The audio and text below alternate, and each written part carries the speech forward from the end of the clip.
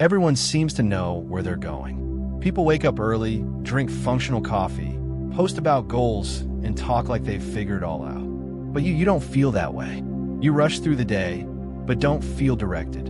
You feel like you're falling behind, like you missed a step somewhere or never had a real plan. But maybe the issue isn't that you're lost. Maybe you're just trying to navigate through too much noise, too many voices, too many comparisons, too many expectations.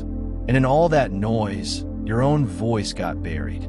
Today, let's talk about that feeling. How it's not always about being lost, but being overwhelmed by everything pulling you away from yourself.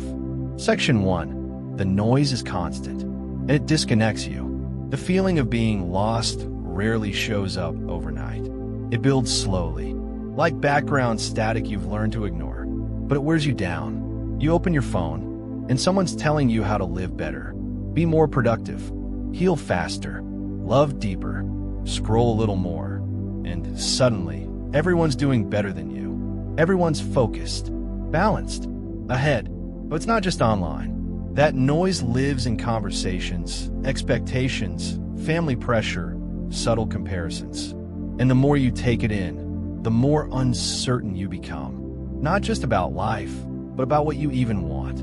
You start asking yourself questions like, what am I doing with my life? Why can't I feel clear like everyone else? But the answer doesn't come, because you've been taught to respond with what sounds right, not with what feels real. Feeling lost isn't always a failure. Sometimes it's just the effect of following a map that was never yours. Section 2. The map you were handed doesn't work anymore. Most of us were taught that life is linear.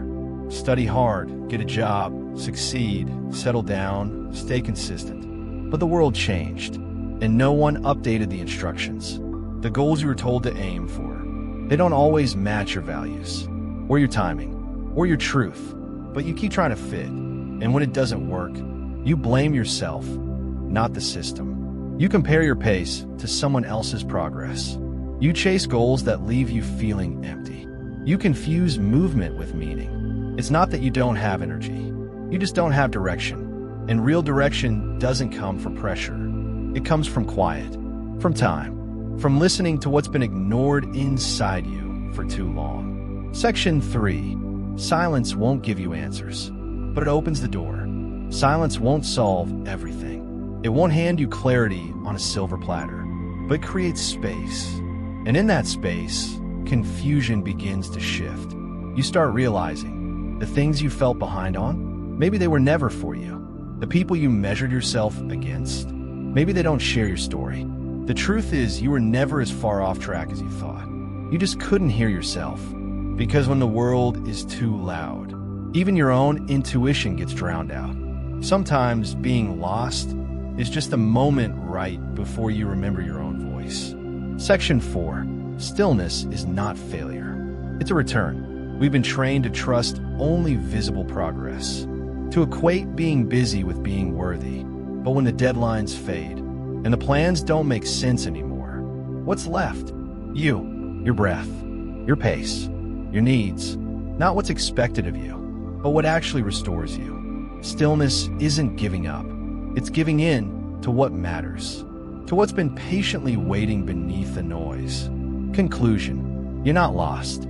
You're just trying to hear yourself in a world that never stops talking. And that already says something powerful about you.